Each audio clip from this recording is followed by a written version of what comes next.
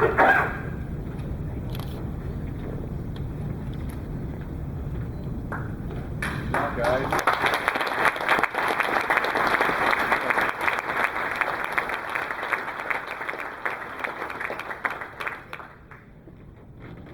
C division, again, there was a certain amount of, we didn't have a tie, but there was a certain amount of agonizing, particularly since it was pushing midnight, we were all tired and cranky, and the results were standing between us and the beer. I ain't gonna lie to you. Last night was quite the marathon. We started at 8. We just about finished on schedule. The final presentation wrapped up about 11:15, but then we still had to do results. All right. So 4th place in C division. PFM piston launcher development expanded, building on a project from PFM last year. Ray King.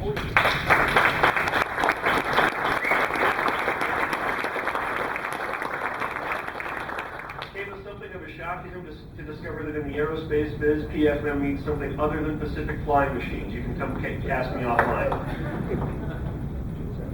VF means approximately what you think it does.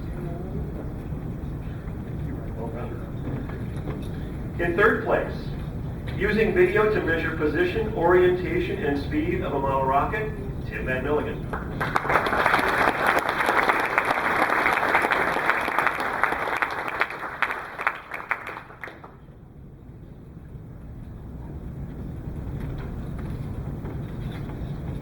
Second place, I found a completely fascinating project myself.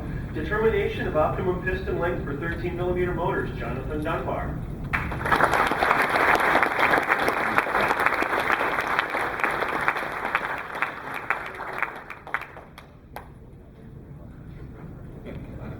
Don't get a big head, John. In first place of all the R&D reports, where I was truly grateful to have Larry on the team, because he speaks math and stats a whole lot better than I ever will, and it really paid off because this was a highly mathematical treatment. But at the end of it, it was explained in language that even a music education major could follow. And I'm grateful to the author for that. Let's try that again. Modal aeroelastic analysis of super rock vehicles. This project accurately predicts, based on elastic modulus and some other design features of a super rock, whether you're going to get structural failure. And based on his results, this thing is accurate, it is predictive, and again, these are results. And what I find really charitable about him, he's developed the software and it's already up on Contest Rock. I fully expect these results to come into play, unless and of course we don't fly Super Rock next year. I'm not asking you to divulge anything. Modal aeroelastic analysis of Super Rock vehicles, Chris Flanagan.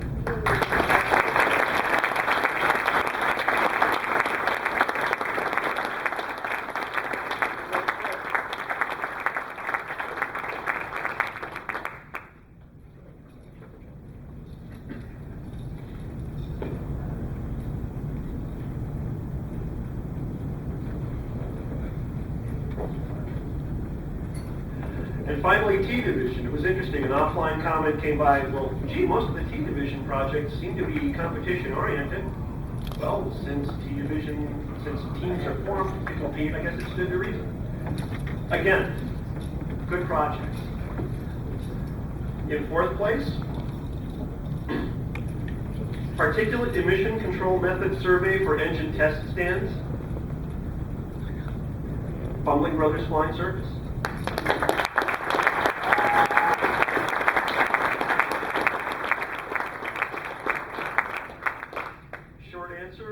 You can on a test stand, you can control particulate emissions quite well without bag houses, electrostatic precipitators, and all those things. Basically, with a strategically aimed garden hose, it truly knocks the particulate count down, and Bob Alway has the video to prove it.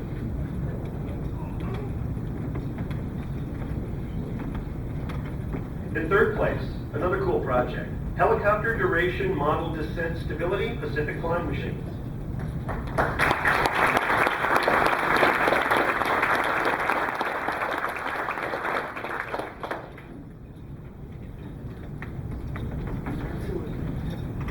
In 2nd place, again, I don't know how much of this you'll see in NAR competition, but you're going to see it in FAI very, very soon. Development of an electronic dethermalizer timer. Pod bay doors.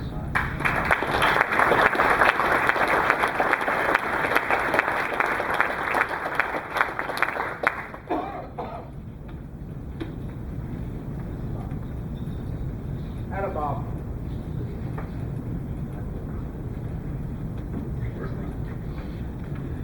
And finally, our winner in Team Division R&D, helicopter duration rotor blade cross section. Does airfoil matter? What could possibly go wrong?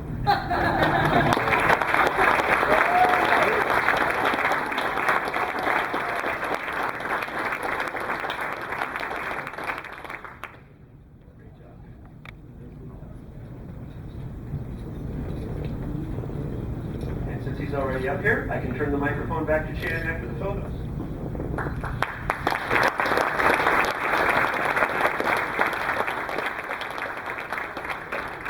Thanks for waiting until after I was done before you know it. I appreciate that.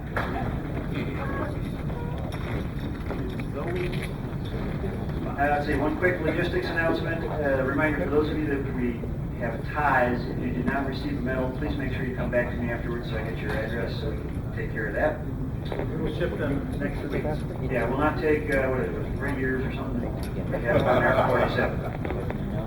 Now, Tom Line, I'd like you to please come up and present the newsletter award.